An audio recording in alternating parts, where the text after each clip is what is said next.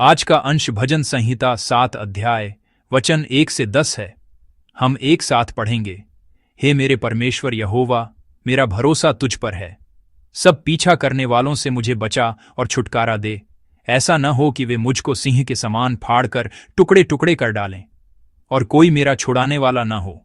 हे मेरे परमेश्वर यहोवा, यदि मैंने यह किया हो, यदि मेरे हाथों से कुटिल काम हुआ हो, यदि मैंने अपने मेल रखने वालों से भलाई के बदले बुराई की हो, या मैंने उसको जो अकारण मेरा बैरी था लूटा है, तो शत्रु मेरे प्राण का पीछा करके मुझे आ पकड़े और मेरे प्राण को भूमि पर रौंदे और मेरी महिमा को मिट्टी में मिला दे। सेला। हे यहोवा, अपने क्रोध में उठ, क्रोध से भरे मेरे सताने वाले के विरुद्ध तू खड़ा हो जा। मेरे लिए जाग, तूने न्याय की आज्ञा दे दी है। देश देश के लोगों की मंडली तेरे चारों ओर हो और तू उनके ऊपर से होकर ऊंचे स्थानों पर लौट जा। यहोवा जाति जाति का न्याय करता है। यहोवा मेरे धर्म और खराई के अनुसार मेरा न्याय चुका दे। भला हो कि दुष्टों की बुराई का अंत हो जाए, परंतु धर्म को तू स्थिर कर, क्योंकि धर्मी परमेश्वर मन और मर्म का झांता है। मेरी ढाल परमेश्वर के हाथ में है, वह सीधे मन वालों को बचाता है। आमीन। आज हमने जो भजन संहिता 7 पढ़ा है, उसका शीर्षक इस प्रकार दर्ज है, दाऊद का शिग्गायोन, जो उसने बिन्यामीनी कूश के वचनों के विषय यहोवा के लिए गाया।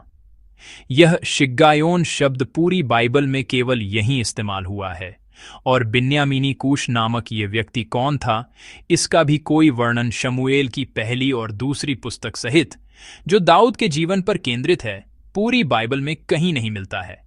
इसलिए दुर्भाग्य से यह जानना लगभग असंभव है कि यह भजन दाऊद के जीवन में कब लिखा गया था, यानी इस भजन की पृष्ठभूमि को पूरी तरह से समझना लगभग असंभव है।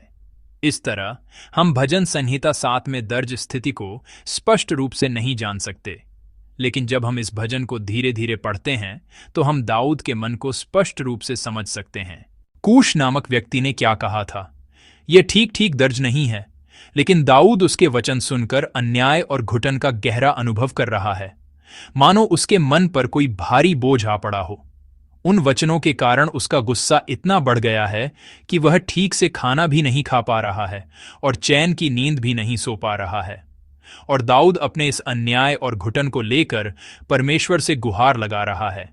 इसलिए इस भजन को विलाप भजन के रूप में वर्गीकृत किया गया है, जिसमें वह अपने साथ हुए अन्याय की दुहाई देते हुए सहायता मांगता है। दाऊद अपनी स्थिति का वर्णन इस प्रकार करता है।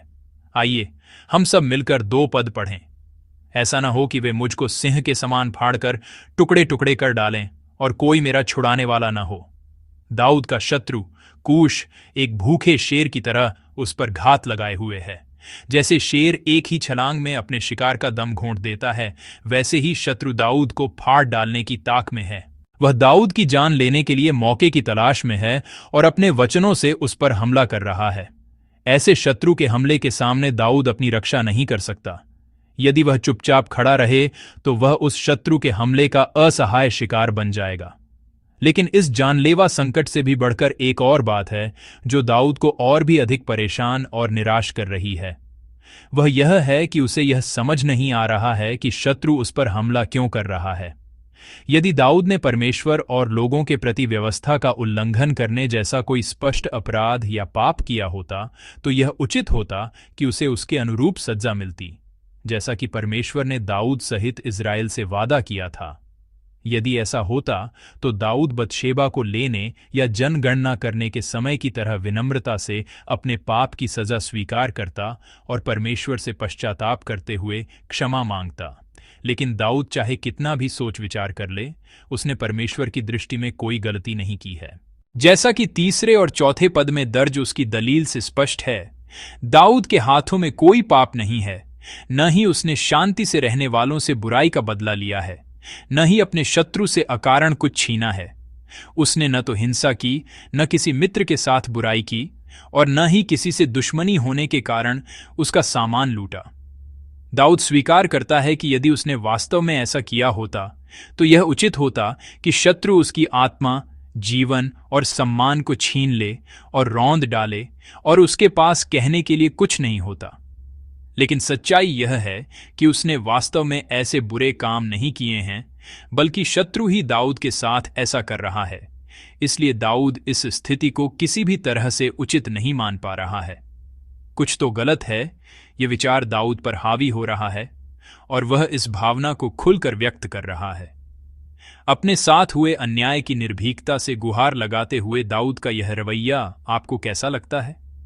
शायद आप सोच सकते हैं कि दाऊद बहुत घमंडी है। क्या दाऊद यह कह रहा है कि परमेश्वर ने कोई गलती की है? हो सकता है कि दाऊद ने अनजाने में कोई पाप किया हो और परमेश्वर उसे उचित दंड दे रहे हों, तो दाऊद किस आधार पर इतना आत्मविश्वास दिखा रहा है? ऐसी असहजता महसूस हो सकती है, लेकिन हमें इस तथ्य पर ध्यान देना चाहिए कि दाऊद इस समय परमेश्वर को खोज रहा है। जो व्यक्ति अभी दाऊद से शत्रुता रखता है और उसे नुकसान पहुंचाना चाहता है, वह स्पष्ट रूप से कूश है। ऐसा सोचना तर्कसंगत लगता है कि दाऊद की समस्या यह होनी चाहिए कि कूश से कैसे निपटा जाए, या उस शत्रु के भयंकर हमले का जवाब कैसे दिया जाए, इस जोखिम को कैसे कम किया जाए और संकट को अवसर में बदलकर कैसे आगे बढ़ा जाए। इस पर विचार करना बुद्धिमानी और उचित लगता है। चाहे बातचीत हो या लड़ाई, उस व्यक्ति कूश के साथ समस्या का समाधान करना सही लगता है। लेकिन अभी दाऊद की नजर, मन और वचन अपने शत्रु या अपनी समस्या कूश की ओर नहीं है। सच तो यह है कि दाऊद का ध्यान कूश पर केंद्रित ही नहीं है। इसके बजाय दाऊद का संघर्ष केवल परमेश्वर से है।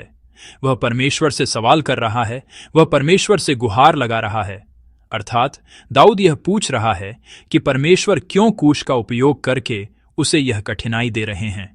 इसलिए दाऊद की गुहार अविश्वासी की घमंडी चीख नहीं हो सकती, बल्कि यह एक स्वाभाविक प्रतिक्रिया है जो इस स्पष्ट विश्वास से उत्पन्न होती है कि एकमात्र परमेश्वर ही अपनी पूर्ण संप्रभुता में धार्मिकता से इस ब्रह्मांड पर शासन करते हैं।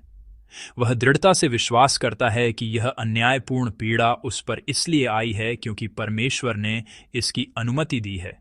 इसलिए दाऊद अपने चारों ओर के तूफान पर ध्यान केंद्रित करने के बजाय उस तूफान के पार, उस समस्या से परे परमेश्वर पर अपनी दृष्टि रखता है और उन्हीं के पास जाता है।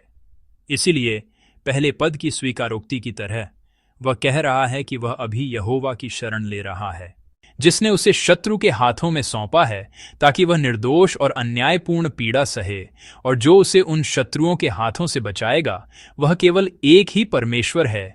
इसलिए दाऊद केवल परमेश्वर को खोज रहा है और उन पर ही निर्भर है। इस स्थान पर आए आप सभी और जो अपने अपने स्थानों से ऑनलाइन आराधना में भाग ले रहे हैं, मुझे लगता है कि आप सभी अपने जीवन में ऐसी कठिनाइयों से जूझ रहे होंगे जिनका कारण आप नहीं जानते और जो हल नहीं हो रही हैं। रोजमर्रा का जीवन जीना ही अपने आप में काफी मुश्किल है। फिर भी जब आप पूरी ईमानदारी, परिश्रम और पवित्रता से जीने की कोशिश करते हैं, तो अचानक आने वाली अप्रत्याशित कठिनाइयों और हमलों के कारण जीवन का बोझ और भी भारी हो जाता है और आप गिरने की कगार पर हो सकते हैं। जब समझ से बाहर और असहनीय कठिनाइयां आती हैं, जब वे हम पर हावी हो जाती हैं, तो हम सवाल करना बंद कर देते हैं। यह मेरी बुरी किस्मत का दोष है, मेरा भाग्य खराब था, मुझे नहीं पता, लेकिन इसका कोई न कोई कारण होगा। हम जल्द ही ऐसे निष्कर्षों पर पहुंच जाते हैं और सवाल करना बंद कर देते हैं, और फिर केवल इस बात पर ध्यान केंद्रित करते हैं कि समस्या को कैसे हल किया जाए, या फिर मैं परमेश्वर से कुछ पूछने की हिम्मत कैसे कर सकता हूं। इस भयभीत मन के कारण हम उन भावनाओं, उस अन्याय और उस गुस्से को जबरदस्ती दबाने की कोशिश करते हैं। लेकिन यह तथ्य कि दाऊद की यह गुहार बाइबल के वचन के रूप में स्वीकार की गई है, हमें सिखाता है, और कम से कम आज के वचन के प्रकाश में हम कह सकते हैं कि यह एक अधिक विश्वास योग्य रवैया है कि हम यह स्वीकार करें कि जो मेरे साथ हो रहा है वह केवल संयोग नहीं है, बल्कि इसलिए हो रहा है क्योंकि परमेश्वर ने इसकी अनुमति दी है। और भले ही हमारा मन अन्याय और घुटन के कारण विलाप कर रहा हो, फिर भी अपने साथ हो रही घटनाओं से उत्पन्न अपनी भावनाओं और मन की दशा को ज्यों का त्यों परमेश्वर के सामने लाना और व्यक्त करना ही ज्यादा विश्वास योग्य व्यवहार है। परमेश्वर शासन करते हैं, यह पूर्ण संप्रभुता का विश्वास परमेश्वर अनुमति देते हैं, इसलिए होता है। यह पूर्ण संप्रभुता का विश्वास इसे स्पष्ट रूप से थामे रहे और यह याद रखें कि इस दुनिया पर अकेले शासन करने वाले परमेश्वर हमारे पिता हैं, जो एक व्यक्तिगत परमेश्वर हैं। मैं आशा करता हूं कि हम अपने मन की सभी बातों को ईमानदारी से परमेश्वर के सामने रख सकें और यह समय न केवल हमारी खुशी और कृतज्ञता बल्कि हमारे दुख और अन्याय को भी परमेश्वर के सामने उंडेलने का समय हो। एक और बात है जिसे हमें स्पष्ट रूप से समझना चाहिए। परमेश्वर से अपने अन्याय की गुहार लगाते हुए परमेश्वर की शरण लेने वाले दाऊद की स्वीकारोक्ति केवल परमेश्वर के कार्यों पर अपनी राय या परमेश्वर की गलती पर एक टिप्पणी या शिकायत पर ही समाप्त नहीं हो जाती है। इसके बजाय यह एक स्पष्ट विश्वास और आशा की घोषणा में बदल जाती है कि जीवित परमेश्वर सभी टेढ़ी बातों को सीधा कर देंगे। आइए हम सब मिलकर उस घोषणा से युक्त 6 पद पढ़ें। 6 पद। हे यहोवा, अपने क्रोध में उठ, क्रोध से भरे मेरे सताने वाले के विरुद्ध तू खड़ा हो जा। मेरे लिए जाग, तूने न्याय की आज्ञा दे दी है। आमीन। दाऊद उत्सुकता से आग्रह कर रहा है कि परमेश्वर चुप न रहें जब उनके लोग अन्यायपूर्ण पीड़ा सह रहे हों, बल्कि उठें, उसे शत्रुओं के हमलों से बचाएं और उसकी रक्षा करें और सही न्याय करें। वह निवेदन कर रहा है कि परमेश्वर सबसे ऊंचे और एकमात्र राजा और न्यायाधीश के सिंहासन पर बैठें और अपनी धार्मिकता और ईमानदारी के अनुसार दुष्टों की दुष्टता को समाप्त करें और धर्मी को स्थापित करें, और परमेश्वर के उस शासन को स्थापित करें जिसमें वे धर्मी से प्रसन्न होते हैं और दुष्ट को दूर करते हैं और उसे सही मार्ग पर ले जाएं।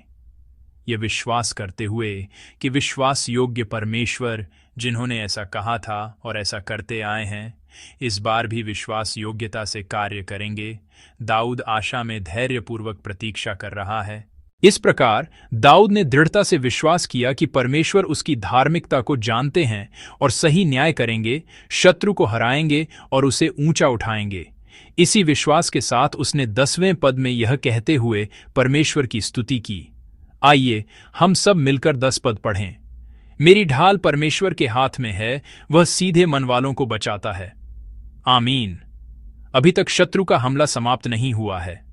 दाऊद का वह बोझ, वह अन्याय दूर नहीं हुआ है, लेकिन दाऊद पहले से ही परमेश्वर की स्तुति कर रहा है। वह विश्वास करता है कि परमेश्वर उसे बचाएंगे और आशा में धैर्यपूर्वक प्रतीक्षा कर रहा है। उसे आशा है कि इस बार भी विश्वास योग्य परमेश्वर के कार्य स्पष्ट रूप से प्रकट होंगे। धर्मी, न्यायी और उद्धारकर्ता परमेश्वर के प्रति आशा और विश्वास के कारण दाऊद संकट के बीच भी पूरी तरह से नहीं टूटा और अंत तक विश्वास के साथ विजयी हो सका। प्रिय संतो, मैं आशा करता हूं कि हम भी समझ से बाहर की कठिनाइयों के सामने परमेश्वर के कार्य की आशा रखते हुए धैर्य रख सकें। इसलिए मैं ईमानदारी से आशा करता हूं कि समझ से बाहर और असहनीय कठिनाइयों से उत्पन्न होने वाली उलझन और अन्यायपूर्ण भावनाओं को हम ज्यों का त्यों परमेश्वर के सामने रखें, और भले ही हम थोड़ी देर के लिए डगमगा जाएं, हम पूरी तरह से न टूटें। मैं यह भी आशा करता हूं कि हम यहोवा परमेश्वर को अपनी ढाल बनाकर उनकी शरण लें और उनकी धार्मिकता और उद्धार में स्पष्ट रूप से विश्वास और आशा रखकर कठिनाइयों के बीच भी परमेश्वर की स्तुति करते हुए धैर्य रख सकें। मैं ईमानदारी से आशा करता हूं कि यह दिन संप्रभु, धर्मी, न्यायी, उद्धारकर्ता और साथ ही हमारे पिता परमेश्वर में विश्वास के द्वारा विजयी होने का दिन हो।